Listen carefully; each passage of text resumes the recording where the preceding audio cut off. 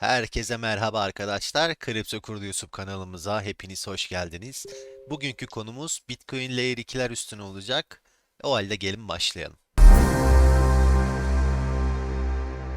Öncelikle tekrardan merhaba arkadaşlar. Ben Kripto Kurdu proje ekibinden Berkay. Bugün sizlere Bitcoin Layer 2'ler hakkında basit işlemleri anlatmaya çalışacağım. Daha doğrusu hangi ağlar var, hangi ağlar üstünde şu an hacim dönüyor veya hangi ağlarda token ekosistemi oluşabilir. Onları göstermeye çalışacağım ve bu taraflara nasıl bridge yapabileceğinizi ve nereden swap yapabileceğinizi göstereceğim. Kısa bir bilgilendirme olacak.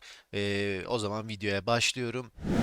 İlk önce B2 Network yani B-Square Network üstünde Gecko Terminal'de zaten daha yeni eklenmiş olan burayı şu an takip ediyoruz. Şu an herhangi bir token alımı veya paylaşımı asla yapmıyoruz.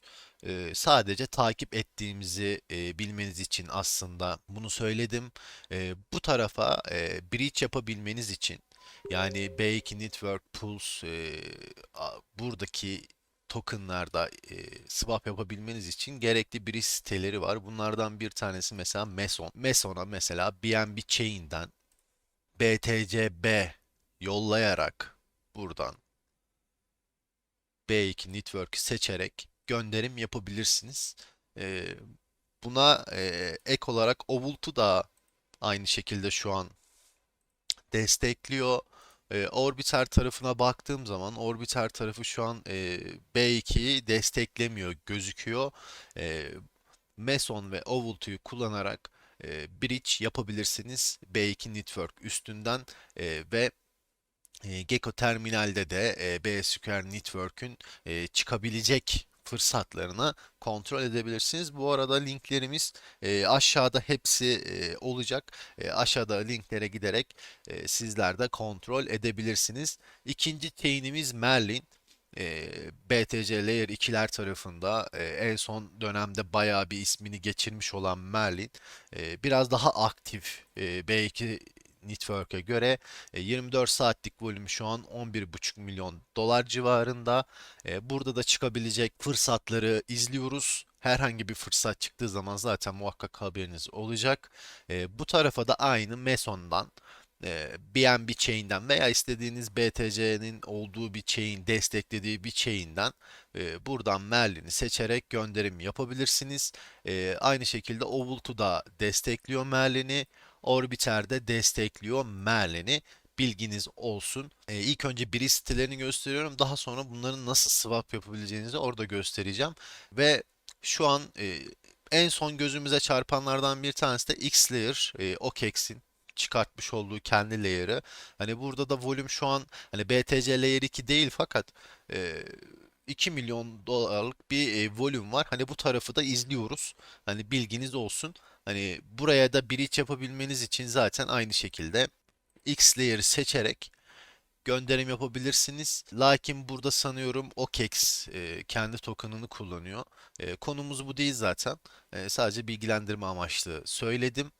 Şimdi gelin mesela herhangi bir tanesinin içerisine gireceğim. Kesinlikle bu token göstereceğim token alım bunu değil.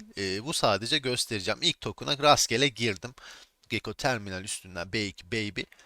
Direkt buradan swap'a bastığım zaman Magic Swap üstüne bize atıyor. Buradan cüzdanı bağlıyoruz. Diyor ki ya Merlin ağına geç ya B2 ağına geç diyor bana. Şöyle bir şey yapabiliriz bunun için. Meson'da ben mesela ilk From kısmında Merlin'e bastığım zaman otomatik olarak Merlin ağını benim cüzdanıma ekliyor. Veya ben burada B2 Network'a bastığım zaman benim cüzdanımda ekli değilse otomatik olarak B2 Network ağını cüzdanıma ekliyor. Bu şekilde ağları da cüzdanınıza ekleyebilirsiniz. Ben burada B2 ağına geçtim. İşlem yapacağım parite BTC. Alacağım token şu an tamamen temsili gösteriyorum. B2 Baby. Burada almak istediğim tutarı yazıp direkt bildiğimiz swap sitesinde gibi işlem yapabiliyoruz. Şu an sadece izlemedeyiz. Herhangi bir fırsat, herhangi bir bu taraflarda bir hacim yoğunluğu oluşmaya başlarsa veya bir hype girmeye başlarsa sizler de en azından şu an nasıl işlem yapabilirinizi görmüş olursunuz. Aslında görmüş oluyorsunuz öyle söyleyeyim. B2 tarafındaki işlem şu an Magic Swap üstünden dönüyor. Magic Swap'ın şu an sanıyorum herhangi bir token'ı şu an yok. Gelebilir. İzlemedeyiz. Bakıyoruz. Bu taraflara da tekrar dediğim gibi hacim kayarsa izlemekte fayda var. Çünkü fırsat bulmak kolay değil arkadaşlar. Gelin Merlin Chain'e bakalım. Dediğim gibi Merlin Chain'i de aynı Meson Fee'den, Ovultu'dan, Orbiter üstünden gönderim yapabilirsiniz. Burada da kullanılan token BTC arkadaşlar. Yani fee olarak hem B2 Network'te hem Merlin'de BTC kullanılıyor. Göndereceğiniz token BTC olacak. Kullanacağınız fee de BTC olacak. Bunu unutmamakta fayda var. Şu an ben herhangi mesela ben Merlin'in içerisine girdim. Herhangi bir paritesinin içerisine ve burada swap tuşuna bastım. Beni Merlin swap'ın üstüne atıyor. Burada Connect Wallet diyorum. Diyor ki Merlin ağına geç. Merlin ağına geçtim. Evet şu an Merlin ağındayım. BTC'den hangi token'ı almak istiyorsam örnek Merlin'i almak istiyorum. Buradan yazıyorum. Bana burada bir fiyat çıkartıyor. Zaten şu an herhangi bir bakiyem olmadığı için alım satım yapamam. Siz bridge yaptıktan sonra yapabilirsiniz. Burada swap diyerek Merlin ağını da aslında nasıl kullanacağımızı, nasıl köprü yapacağımızı öğrenmiş oluyoruz. Evet arkadaşlar sizlere nasıl köprü yapabileceğinizi, nasıl swap, hangi siteleri, hangi chainlerde nasıl kullanılacağını gösterdim. Ben şu an ufak bir bakiye ile PancakeSwap'ta bir BTC alımı yapacağım. Bu alımı yapıp her iki chain'e de biraz bir miktar göndereceğim. Hem de sizler de görmüş olursunuz. İlk önce PancakeSwap'ın Google'a yazıyorum. Burada bir link çıkıyor. Asla buradaki ilk çıkan linklere asla tıklamayın arkadaşlar. Direkt CoinMarketCap üstünden direkt web sitesi diyerek en garantilisi olacak şekilde Connect Wallet diyorum ve PancakeSwap sitesine giriş yapıyorum. BNB ağına geçirdi beni. Şu an BNB ağındayım ve burada swap kısmına basıyorum. Şu an benim elimde USDT var. Zaten burada halihazırda BTC B'nin olduğunu görebiliyoruz. Karşı tarafa da bunu yazdım. Ben deneme maksadıyla 50 dolarlık BTC alacağım şu an. Confirm swap dedim. Cüzdandan onayımı veriyorum. Ve burada add BTCB wallet diyerek aslında token'ımı cüzdanıma eklemiş oldum. Şu an bekliyorum geçmesini. Şu an alım tamamlandı. Burada da zaten token'ı cüzdanımıza eklemiştik. Burada da BTCB olarak cüzdanımıza gelmiş oldu. Direkt Meson üstünden BNB BTCB yollayacağım. Sayfayı yeniliyorum. Bakiyem geldi. İlk önce yollayacağım. Şurada BTC'yi seçiyorum. B2 Network'ü seçiyorum. Evet, en düşük yollayabileceğim bakiye hata diğerlerinde hata verdi. Şu an bu tutar yollanabiliyor. Bu tutarı şu an yollayacağım ve benden yaklaşık 0.00404 Bitcoin kesecek. Bunun da anlık fiyatına bakacak olursak yaklaşık olarak 2,5 dolarlık bir kesinti söz konusu. Şu an Meson üstünde. Ben bunu direkt birazcık daha arttırıyorum. Karşı tarafa da geçireceğim tutar 7 dolar olacak. 7 dolardan kesintiyle beraber aslında 10 dolara yakın bir tutar geçirmiş oluyorum. Lakin 2,5 dolarını benden fee ücreti olarak kesiyor. Buradan direkt swap basıyorum. Approve veriyorum. Burada her seferinde ben komple burada yazanı değil de aslında elimdeki tutarı belirliyorum ki herhangi bir hacklenmelere karşı maksimum benden alabileceği tutar belli olsun diye. Hani bu bir önlem. Sizler de bu şekilde yapabilirsiniz veya oradan geleni direkt onaylayabilirsiniz. Şu an swap ekranı geldi. BNB Chain'den 3015 Bitcoin yolluyorum. B2 Network ağına 3011 Bitcoin olarak geçiyor. Total fee'de de benden keseceği gaz LP fee'yi de gösteriyor 404 olarak ve servis fee şu an almıyor kendisi. Confirm diyorum. İmzalıyorum ve gönderimi yapıyorum. Bu ekranda kalmanızı tavsiye ederim. Çıkmanız doğru olmaz bazen çünkü burada hatalar olabilir. Sayfayı yenilemeden burada beklemekte fayda var. Bu sayfa onaylanınca ben tekrar geri geleceğim.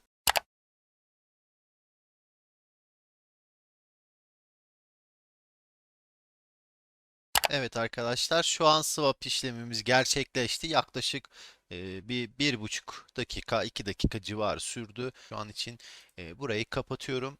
Bakiyenin de zaten düşmüş olduğunu gördük. Ben direkt B2 ağına geçeceğim ve kontrol edeceğim.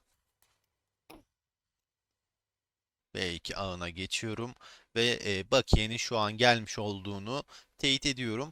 Gelin sizlerle ilk önce Merlin'e de atmadan önce burada bir swap işlemi deneyelim hem de görmüş olalım işlemlerin ne kadar fee aldığını veya ne kadar hızla gerçekleştiğini. Şu an hani herhangi bir örnek olması maksadıyla alıyorum. Kesinlikle alım bunu demiyorum. Bu bir sadece örneklemedir arkadaşlar. Sakın unutmayın, bir yatırım tavsiyesi asla değildir. Ben ufak bir miktar olarak baby yazdım. Burada okuyorum. Pressed impact çok yok. Sıkıntı yok. Burada bana gerekli bilgileri gösteriyor. Swap işlemine basıyorum. Confirm swap diyorum. Bana burada şu an çıkartmış olduğu fee 16 dolarlık bir fee ücreti çıkartıyor. Toplam 20 dolar istiyor. Ben buraya o kadar şu an para atmadığım için swap işlemi yapamıyorum. Ama en azından fee olarak ne istediğini aşağı 5 yukarı görmüş olduk. Bu büyük ihtimalle şu anki halving'den Runes protokolün oluşturmuş olduğu bir güveyin karşılığı olarak algılıyorum. Bu zamanla düşecektir. Ama şu an BTC tarafında bile 150, 200, 300 dolarlar fee ödenirken burada 16 dolar gibi bir fee'nin çıkması gayet iyi. Şu an onu söyleyebilirim. Şu an buna reject dedim.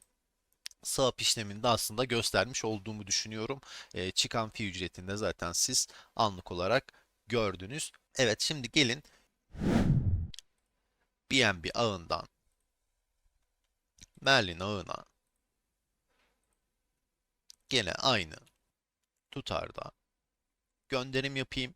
Burada da 0.403 BTC'lik bir fee ücreti alıyor. Orada 404'lük bir BTC'lik bir fee alıyordu. Burada da 3'lük bir fee alıyor Meson. Burada direkt swap diyorum. Confirm diyorum. Kontrol ettikten sonra imzalıyorum. Ve gönderim işlemini BNB Chain'den Merlin Chain'e yapıyorum. Dediğim gibi, daha demin söylediğim gibi bu ekrandan şu an çıkmıyorum. Bu işlem tamamlanınca tekrar geri geleceğim. Evet arkadaşlar, swap işlemi tamamlandı. Yaklaşık bu da bir buçuk dakika civarı sürdüğünü söyleyebilirim. Bunu da tekrar kapatıyorum ve Merlin ağına MetaMask cüzdanımdan geçiş yapıyorum. Kontrolünü sağlayacağım. Evet, attığım bakiye Merlin ağına geçiş yapmış. Anlık olarak görebiliyorum. Burada da bir swap işlemini deneyeceğim. Bakalım bana ne kadar bir swap fees çıkartacak. Burada sayfayı yeniledim. Merlin ağındayım. Burada ben Merlin alacağım. Deneyeceğim sadece, dediğim gibi. Burada max yazdım. Tabii hepsiyle almak istemiyorum. Ufak bir bakiye ile deneme yapacağım.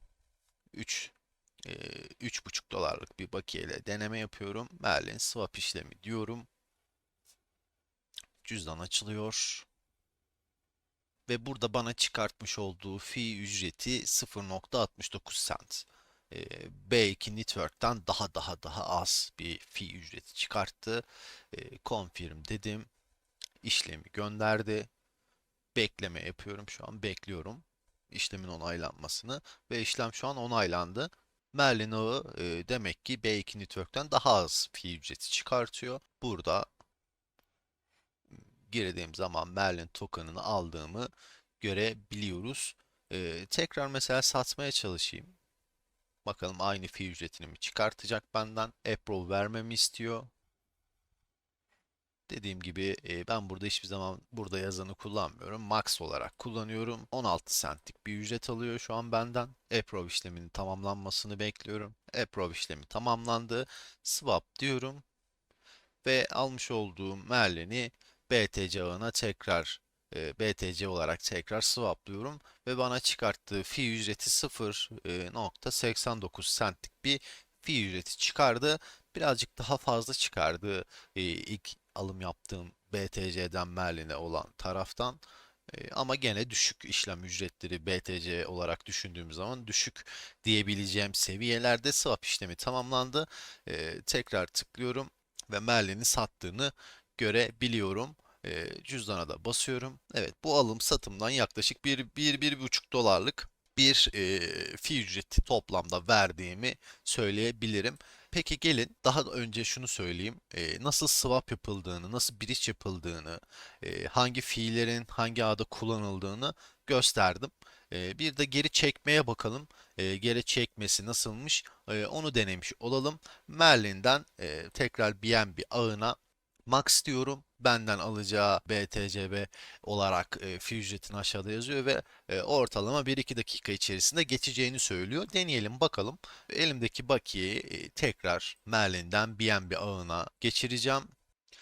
Evet, burada şöyle bir sorun var sanıyorum. Düşük bakiye olarak gördüğü için yani bir 6 doları düşük olarak gördüğü için şu an gönderim yapmıyor Meson. Balansınız diyor normal amount yani miktarınızdan düşüktür diyor. Peki şunu şöyle birazcık daha kırpayım mesela. Tekrar aynısını söylüyor. Mesela bunu Ovaltı üstünden deneyeyim. Ovaltı'da mesela max diyeyim. Hmm. Burada da diyor zaten minimum transfer 301 BTC olarak diyor. Benden zaten yaklaşık olarak burada alacağı fee'yi de çıkarttığı için büyük ihtimalle Merlin ağından BNB chain'e çekerken biraz fazla fee ücreti alıyor. Bir de Orbiter'i denemek istiyorum.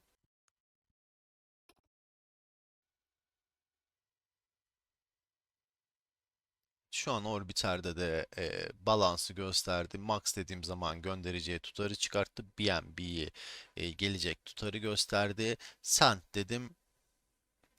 Kontrol ediyorum. Confirm and send dedim. Evet 20 centlik bir gas fee çıkarttı Orbiter bana ve evet Orbiter şu an düşük miktarlarla da olsa Merlin'den BNB chain'e gönderim yapıyor diyebilirim. Merlin'de onaylandı şu an BNB chain için onaylanmasını bekliyorum. Evet şu an geri yollayış tamamlandı. Yani köprü tamamlanmış gözüküyor şu an. Buradan geri tuşuna basıyorum. Cüzdanı kontrol ediyorum. Şu an Merlin'de evet bakiyenin benden çıktığını görebiliyorum. BNB chain'e geçiyorum.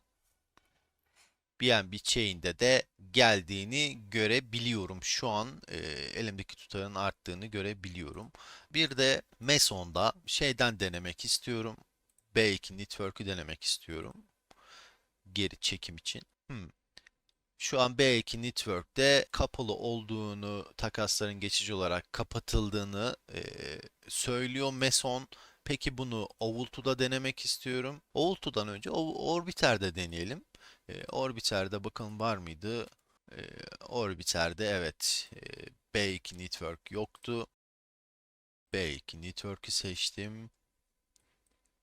B2 Network'ten de Ovalt'da BitLayer ağına gönderim yapıyor. BNB ağına tekrar geri çekemiyorum. Burada da bu bir trik olsun arkadaşlar, bilginiz olsun. Buna da bu şekilde söyleyebilirim. Meson üstünde de swaplar açılınca B2 ağı için zaten şu an çok early bir ağ zaten görebiliyoruz. Burada da tekrar swaplar açıldığı zaman herhangi bir yüksek bakiye şu an atmamanızı tavsiye ederim. en azından görmüş olduk. Evet, videomuz şu an bu kadar arkadaşlar. Dediğim gibi bu taraflarda B2 Network ve Merlin tarafında herhangi bir fırsat yakalama durumunda muhakkak haberiniz olacak. Bu sadece bu ağlarda nasıl köprü yapacağınızı, nasıl swap yapacağınızı, nasıl cüzdanınızı bu ağlara ekleyeceğinizi göstermiş olduk. E, Videoyu beğendiyseniz beğenmeyi ve YouTube ve Twitter kanalımıza abone olmadıysanız da abone olmayı, muhakkak yorumunuz varsa da yorum yapmayı asla unutmayın arkadaşlar. Hepinizi çok seviyoruz. Hoşça kalın, sevgiyle kalın.